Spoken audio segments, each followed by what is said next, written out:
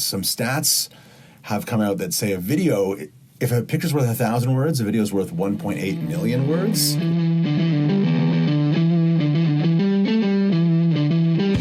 You're listening to the One Man Business Podcast, brought to you by Rod Pensine.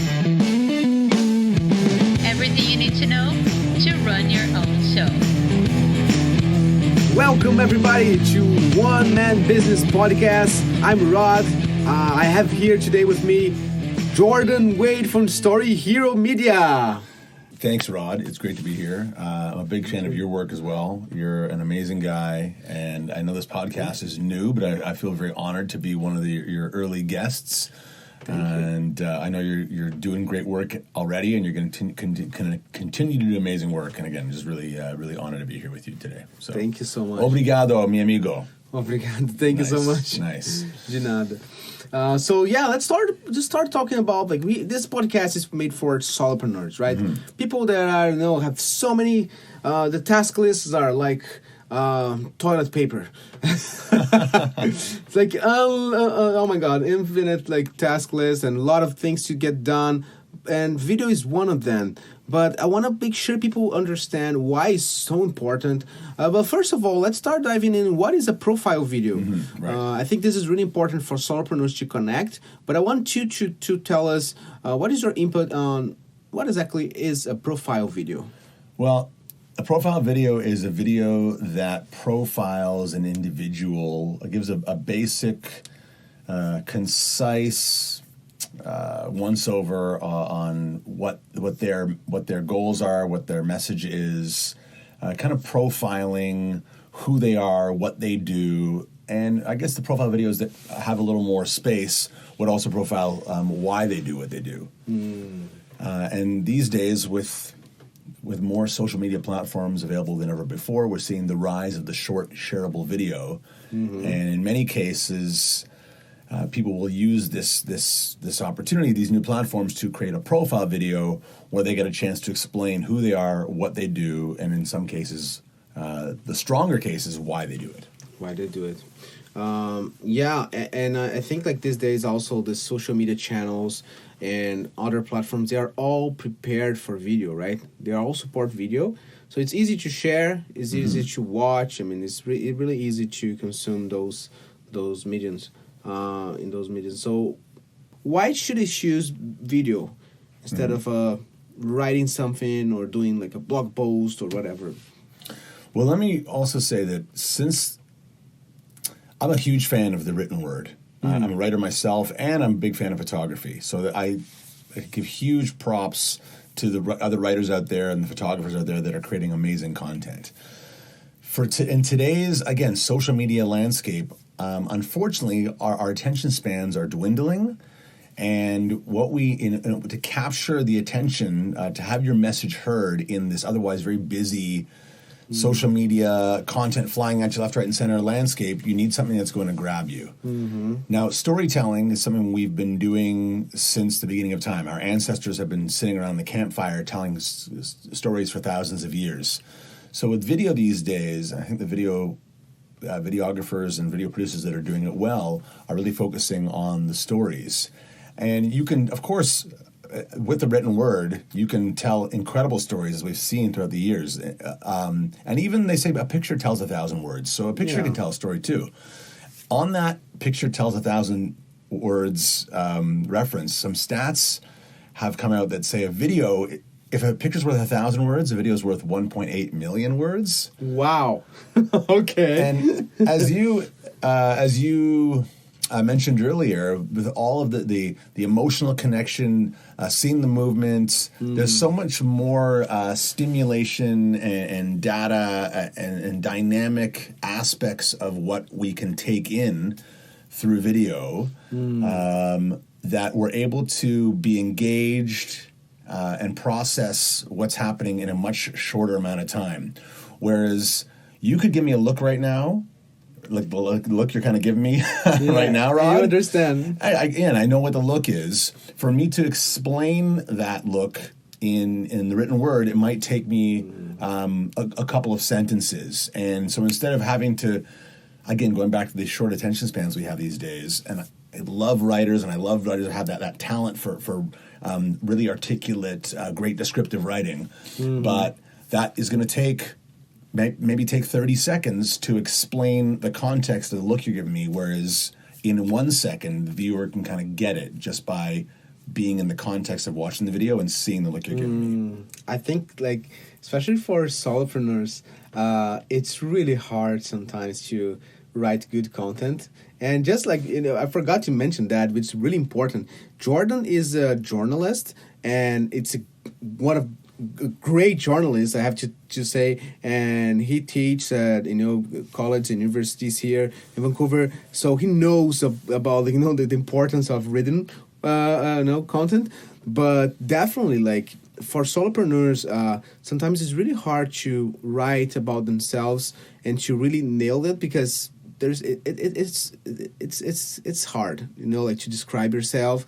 And video, I think it's such an easy way to just be yourself. You don't need to describe, right? You just need to be yourself. If you have the right guidance or the right techniques, I think you can just be yourself, feeling comfortable in the camera, and then people will get you. They will understand what you think. When, like you said, like, just like to translate a look, and it's hard, like, to do this without video, without image. So yeah. I'll just, if I can sort of jump in on where you were going with that, in terms of being comfortable in front of the camera, that is a challenge that many people have, which can sort of stand in the way for profile videos, for example. I know a lot of people sort of freeze up in front of the camera. In fact, a lot of the great interviews, some of the best sound bites we've got. A sound bite is a good clip that someone sharing something when they're speaking.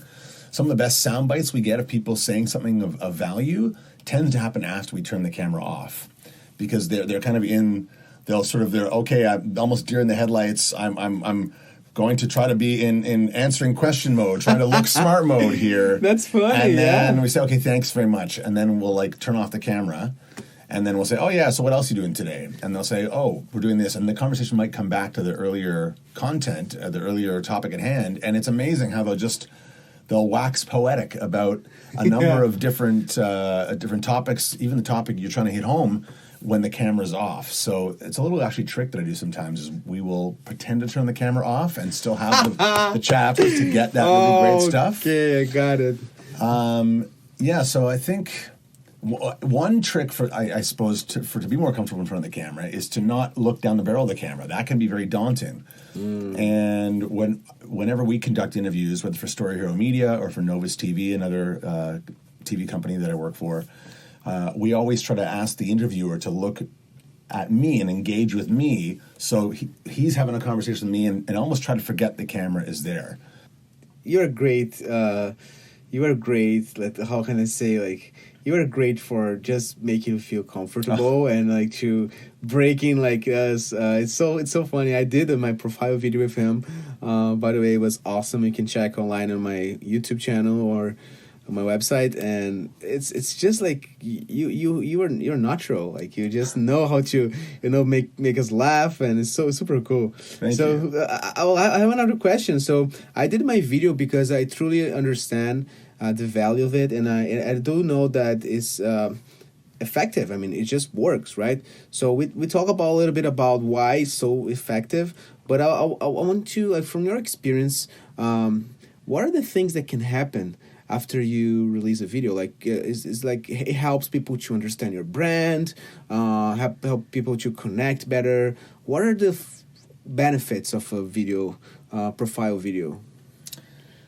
I think one thing that I'm hearing more than anything else in the last couple of weeks, now that I'm getting a lot more people that are requesting these profile videos, is that they want more exposure. They want to be seen more, and in a professional manner. In a way, websites that don't have videos on these days, you seem potentially a little bit like one grade below professionalism. Mm-hmm. It's almost like a requirement of a website these days is to have some kind of explainer video on there. So a huge benefit for people is they look much more professional. communicating the message in a short amount of time, having people connect with what you do. A lot of times people, again, they get lost in all of the text or the photos and an explainer video. How often would you're trying to understand something, you would just Google, you go on YouTube and you'll say, how to download a file, or how to, even my aunt yesterday was how to cook scallops. And she was watching a YouTube video to do it rather than looking at the menu. So we're very visual creatures. Yeah.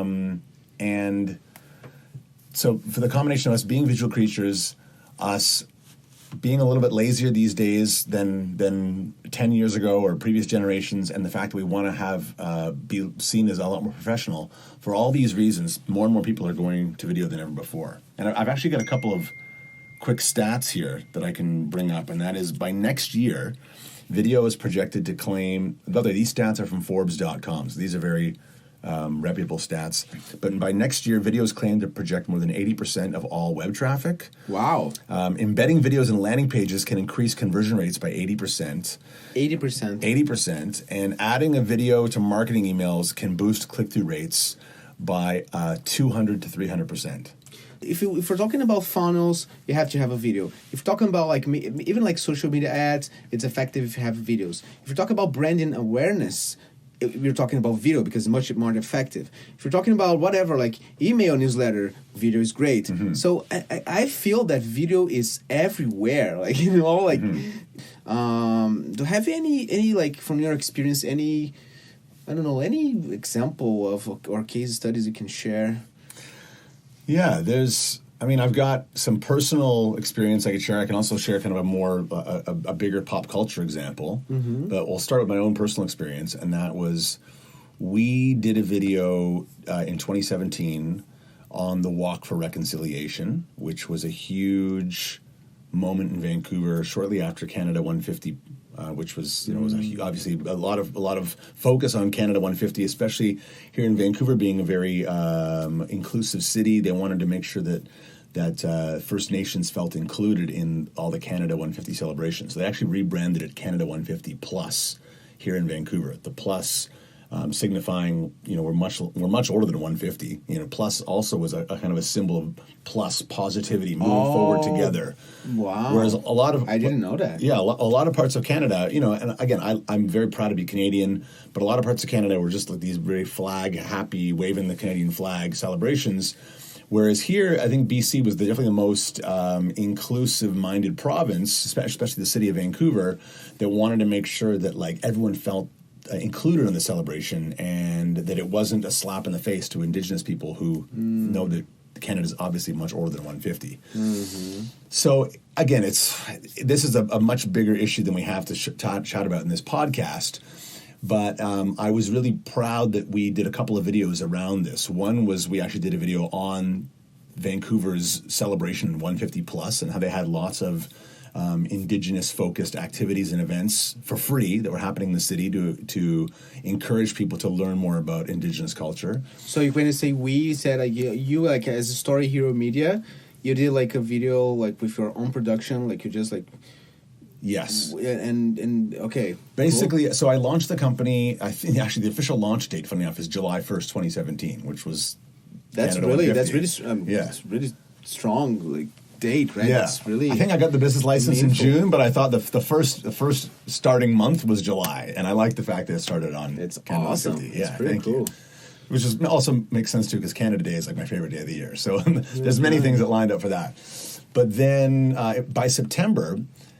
We did the first video a couple weeks later on this 150 plus, but in September, they had the Walk for Reconciliation, which was, they had a walk 4 years earlier, but this was now the Canada 150 version of it, where basically they had 50,000 people all gather at Queen Elizabeth Plaza in downtown, and the whole point was to walk across a bridge. It was like a symbolic crossing of a bridge together, Indigenous and non-Indigenous Canadians, and we walked across the viaduct, so it actually was a physical bridge, but it was a symbolic crossing of a bridge to kind of cross this gap, this chasm, this disconnect, and try and cross the bridge together into the future. That's powerful. It was very powerful. Again, 50,000 people. It was like the viaduct was closed to traffic that day, and you had 50,000 people walk across.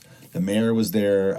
Chief Robert Joseph, one of Canada's sort of highest-ranking First Nations chiefs, was there. People from all colors, all walks of life. And the event itself was very powerful. And so we, to follow up our previous video, just said, hey, we want to go and film this again. And we didn't get paid for it. There was no... We just kind of talked to a couple people in the city, said, hey, we want to film this. Is it okay? And they said yes. But I wanted to tell this story because the story itself was, they were telling their own story, but I wanted to help document this event because I thought it was such a massive, important message. And I'm really proud of the work that my cinematographer, Connor Lang, he was just incredible, all the shots he got that day. Well, the impact was huge. We didn't put one penny of budget behind the video, but it was organically shared on Facebook over 500 times. 500? Over 500. I didn't know it. I only knew maybe a dozen or so people, maybe a couple dozen that I knew had shared it, but it was literally over. Right now, the count is up to 515 or something shares. That's cool. And most of them I didn't know because they resonated with the message. It's had over 23,000 views. That's awesome. I mean, those numbers are impressive. For a new company, I mean, you just started, right? A couple of months to do a video for. I mean, you didn't add, right? You didn't pay for ad. Not one penny of budget. So see, look at that. It was huge, and again, it was. I can't take all the credit for it. Like the story itself is very powerful. The walk was powerful. We just happened to have great storytelling skills to kind of maybe give it even a little bit of an extra dramatic effect. Mm-hmm. And we were able to chat with some great people. And I'm really proud of the product. But maybe the biggest success out of all that was when the city contacted me about 2 weeks later and said, hey, Jordan, great work on that Walk for Reconciliation video. We're actually going out east next month to do a series of talks with local municipalities in Nova Scotia and New Brunswick to talk about reconciliation. We want to use your video because it really it exemplifies the message we're going for. So that for me was huge that I've been able to that our little company with this little free video was able to have such impact on a national scale. So if you can do this with a written, I don't know if an article or something. So think with me. You were listening to the podcast. That's pretty amazing. The results you got from this. Thank you. I'm really passionate about that cause as well. So I hope to do more. I mean, especially stories around inclusivity, diversity, strengthen communities. Like these are really important values of mine. So I suppose that we were able to turn the notch up a little bit in terms of like. We really put our heart and soul into the editing this piece because it was something I'm really passionate about. People that are listening, if they don't have the budget to do it, I always like to give like some tips and how to actually do by yourself. Like what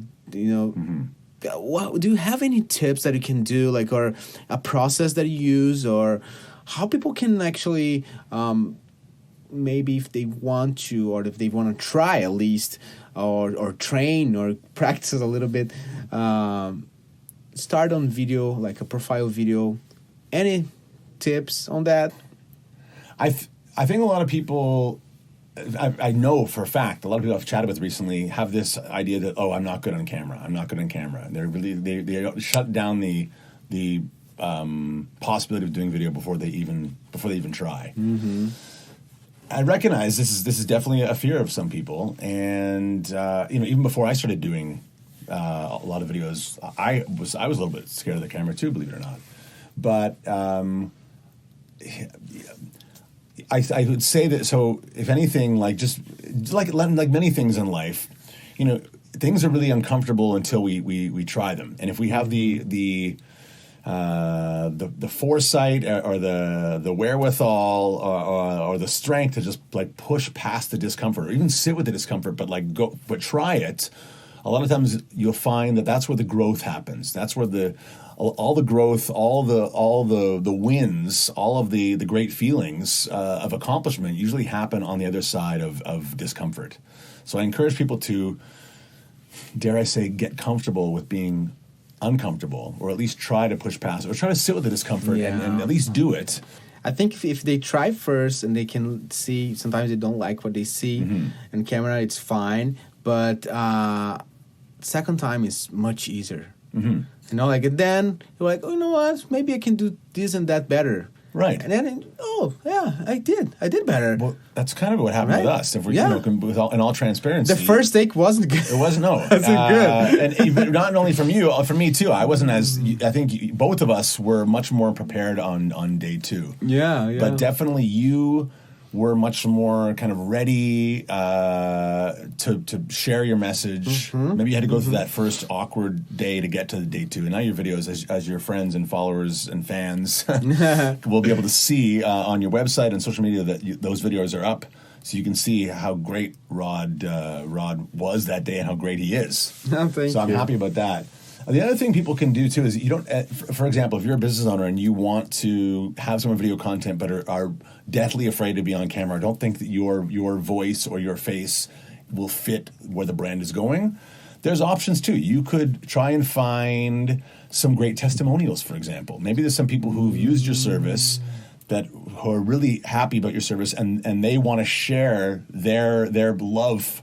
Their appreciation for what you did. You could actually see if you can get them to do a testimonial, and that could be part of the video. Wow. I had a chat with a guy today who said that he didn't think he wanted one of his sort of customer service agents to do the video because he thought that was more authentic, because that's the kind of person that in his business you'd be dealing with this customer service agent more than the owner. So That's a great idea. So these are some other ways of kind of if you're a business owner, you don't necessarily have to have your face or voice on camera. These are other things you could do. But if you are a business owner and especially if you're in the Vancouver area, I'd love to work with you to in a way sort of coach you through any uncomfortabilities, make you relaxed, make you laugh, and even if you're not going to call on Story Hero Media to do this, I encourage you, if you want to do video on your own, get a friend to do it with a friend. Don't just do it in front of your phone, in front of your camera. Have your friend there with you to get you Yes, this is important. Liven you up, ease the mood. You'll come across as a lot more relaxed if you have another friend there. That will help a lot. Yeah. Thank you, man. That's great. And I'll add something. So I remember the process that you use. I think it's really, really cool.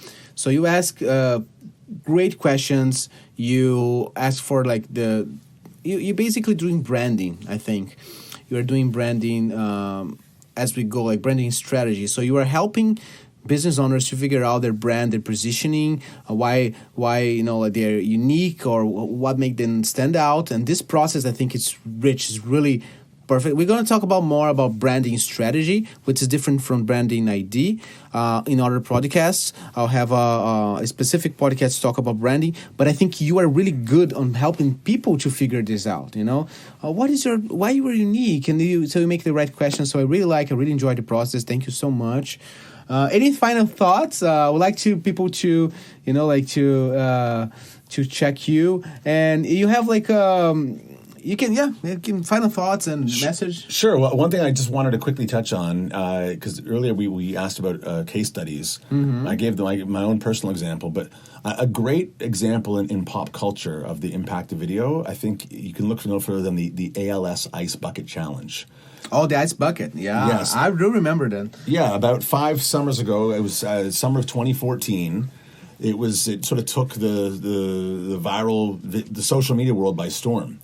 Whereas ALS, which actually stands for amyotrophic lateral sclerosis, also known as Lou Gehrig's disease, not in a way, it was kind of one of these underreported diseases. And this ice bucket challenge is, I'm sure anyone listening right now has probably seen people put a bucket of ice over their head and then call out their friend on it.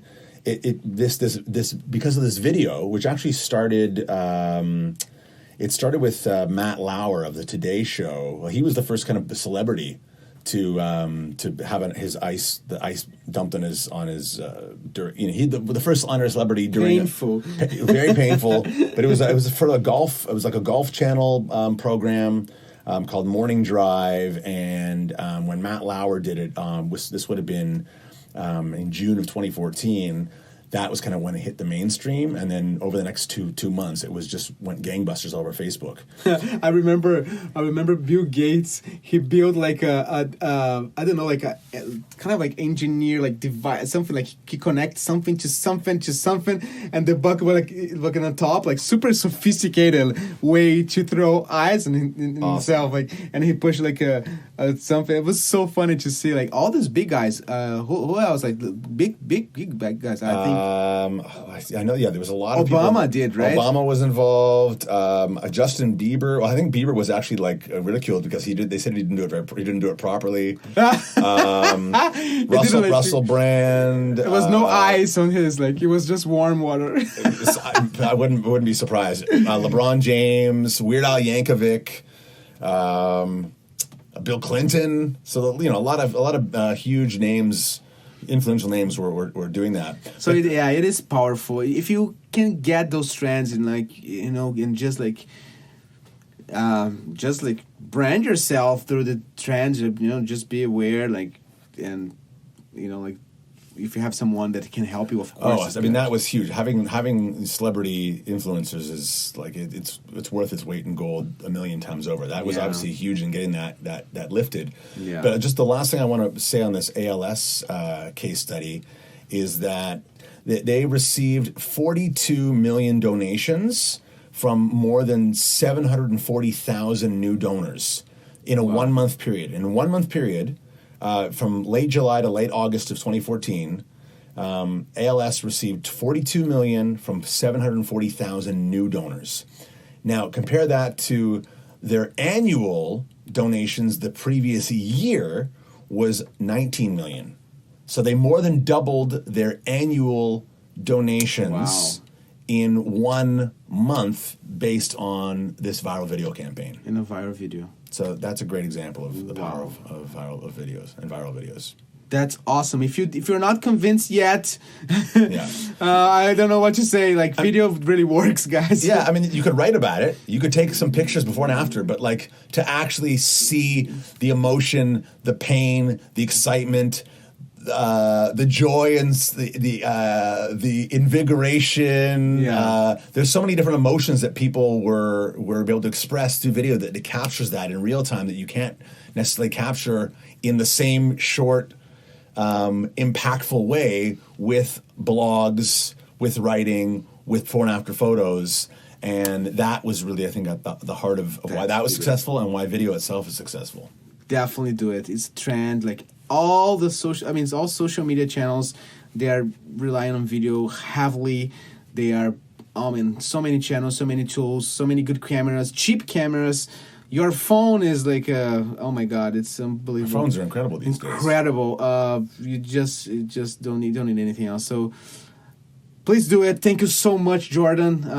Check Jordan Wade from Story Hero Media out. Check storyheromedia.ca.